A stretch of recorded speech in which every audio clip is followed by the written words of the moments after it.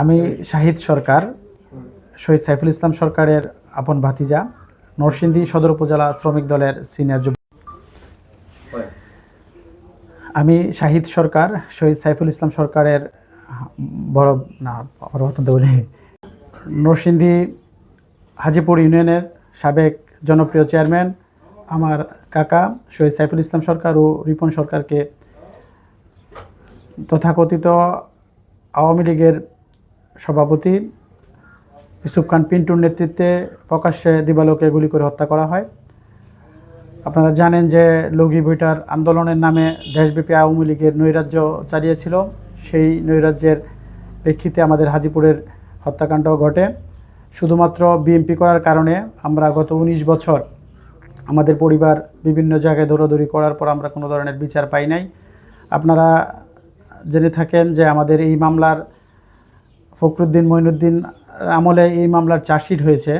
চার্জশিটভুক্ত আসামিরা রাজনৈতিক বিবেচনায় 2009 সালে আওয়ামী লীগ সরকার যখন ক্ষমতায় আসে 2009 সালে এই মামলাটা রাজনৈতিক বিবেচনায় শেষ করে দেয়।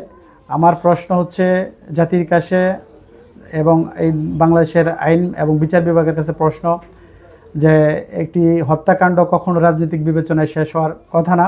এটা বাংলাদেশের ইতিহাসে কোথাও হয় নাই। এটা স্বৈরাচার শেখ হাসিনা অবৈধ আদেশের মাধ্যমে এটা এই হত্যাকাণ্ডগুলি মামলাগুলি শেষ করে এবং যেটা নাকি আপনার যেই ঘটনার মাধ্যমে স্বৈরাচার শেখ হাসিনা আপনার এই বিচার বিভাগকে পরাধীন করে, বিচার বিভাগের ক্ষমতা হরণ করে।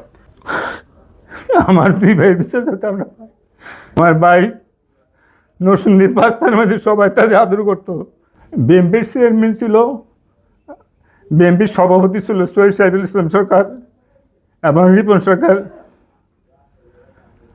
আমার ছোট ভাই রিপন সরকার বিদেশ আসছে, 5-6 দিন আগে আসছে।